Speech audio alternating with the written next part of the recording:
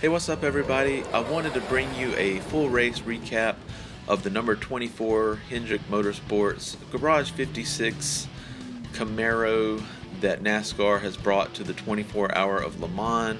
I'm gonna include as much footage as I can just to kind of show you what the car looks like on the track, kind of give you play-by-play of how everything shook down. So Mike Rockenfeller was the first driver. The event officially started at 4 p.m.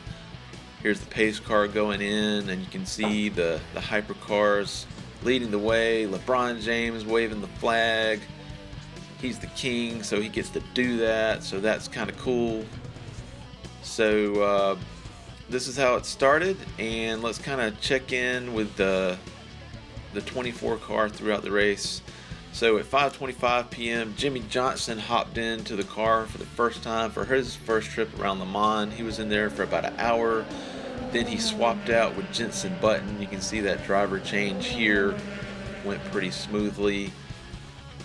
So as of 6:15, Jenson's in the car. He was scheduled to do a double stint, but at 6:55 p.m. the rain moved in. It got pretty heavy, got kind of dicey. Here's some footage of some cars out there. It's raining. They don't care. They're going to send it anyway. Unfortunately, the tires don't stick that great in the rain, so a lot of these beautiful, expensive cars unfortunately made contact with some of the walls, some of the barriers. Let's see, we've got another car coming down here. Nope, having issues too. Looks like he's going to get through it clean though. But then we've got a Porsche GT car spinning out of control, and unfortunately, boom, he tags the wall there too. So at this point, they decided to put the wet weather tires on the Garage 56 car, probably the smart thing to do. At 10:25, Jenson's out of the car, and then Jimmie Johnson is back in. Here's some actual in-car footage of Jimmie Johnson making his way around Le Mans at night. So Jimmie Johnson, 7-time NASCAR champion, enjoying his retirement, getting to drive the Garage 56 car at Le Mans. So I would say that's a pretty cool way to celebrate retirement. We'll see if some of these extra reps in the next gen car will help him this year as he comes back to Cup. So I've got some quotes from Jimmie Johnson here, kind of talking about the adverse conditions on the track, so I'll read those to you here. And what was frightening, especially the way it took place, there was an awful shower at the start of the lap, and it was just pouring. So to come around the corner on slicks and just hit a downpour was pretty gnarly.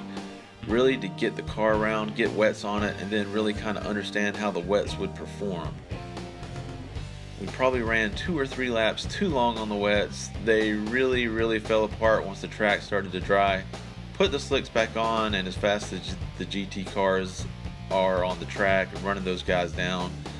So Johnson said he was off to bed soon and would resume his driving duties around 6 a.m.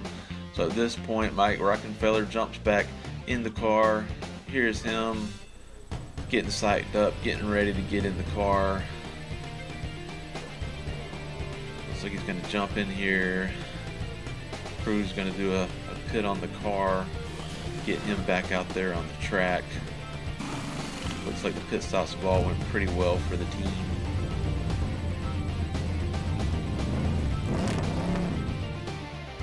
So at 3:30 a.m. there's a quick pit stop for the car. They're closing in on the driver's change. Another pit stop. Jenson Button's going to get back in the seat and take the team to dawn. At 4 a.m. that's officially halfway for the event.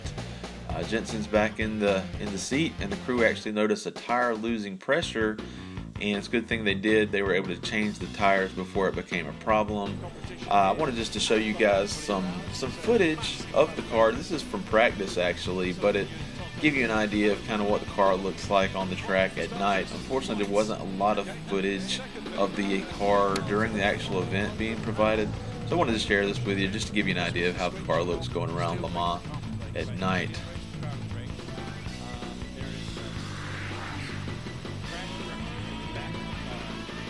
So at 6:45 a.m. they crossed the 1,500 mile mark.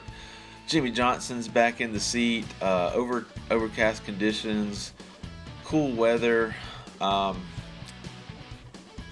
27th out of 62 cars at that point, so that was probably about as high as the car was able to get in the event.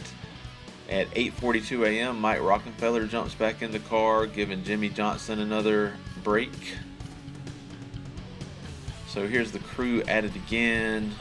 Pit stop during the daytime. So I think one thing the team did really well is with the pit crew, all the stops seem pretty seamless. Get the car in, get it out, get it back on the track.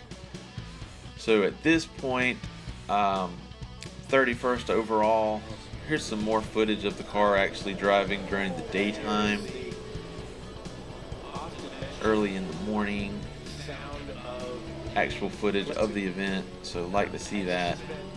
Was hoping there'd be a little bit more coverage, but we'll certainly take what we get. We got one car in the fight here, racing really against itself, but also competing against those GT cars and holding its own for the most part. So at 10:50 a.m. we've got another driver swap. Jenson button in to relieve Mike Rockenfeller. Did a brake change which resulted in an 11-minute stop and unfortunately cost the car several positions. Moved them to 34th overall. As of 12:45 a.m., they had completed 254 laps, but there was a driveline issue that the team had to work to repair. So at 1:38 p.m., Mike Rockenfeller jumped back in the car, took the car around for one lap, brought the car back in for an assessment, and the Hendrick Motorsports outfit indicated that repairs are complete and that the car would be shaken down for a couple laps. So at 2:30 p.m., the team sent out a tweet that the 7-time champ is bringing us home.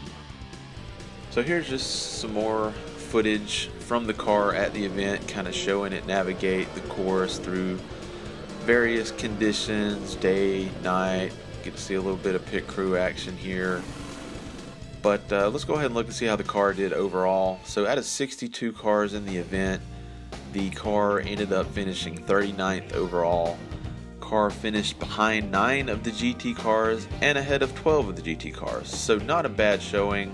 The driveline issue was a big problem. They would have finished a lot higher without that, and had a pretty lengthy brake change at a point, which cost them a lot of time too. So if they bring a car back, maybe they can figure both of those things out. So would you like to see NASCAR bring another car to the 24-hour of Le Mans? Let me know in the comments below. And at the end of the video, I am including a link to a comparison I did between the Camaro, the Mustang, and the Corvette at an autocross event. If you've ever thought about doing competitive driving, this is a cool way to start, really inexpensive, so check that video out. And as always, if you don't mind, leave a like and subscribe to the channel. Thank you.